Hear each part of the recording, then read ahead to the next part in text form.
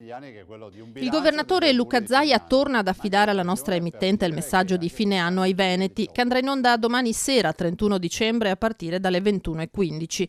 Una cavalcata lungo un 2019 che si chiude tra gioie e dolori, quella del presidente della regione, che mette in testa ai successi l'aggiudicazione a Cortina e Milano delle Olimpiadi invernali del 2026, evento del quale beneficerà, dice, l'intera regione prima, durante e dopo la manifestazione. Tra i traguardi di rilievo impossibile dimenticare l'inserimento delle colline di Conegliano e Valdobbiadene nel patrimonio dell'umanità dell'UNESCO. Un'altra partita, dice Zaia, da giocare bene e nel rispetto delle regole. Zaia fiducioso anche sul fronte dell'autonomia, sebbene nel 2019 non ci sia stata l'attesa accelerazione. Ora aspetta al governo dimostrare con i fatti ciò che si è impegnato a concedere e per questo gennaio sarà un mese fondamentale.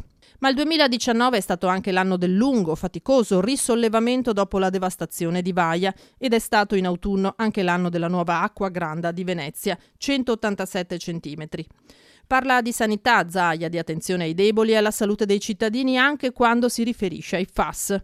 2020 che porterà una rivoluzione viaria con il completamento previsto a dicembre della Pedemontana Veneta e che vedrà la regione impegnata anche nella soluzione di difficili vertenze occupazionali, un esempio su tutti, la delicata fase attraversata dal gruppo Safilo.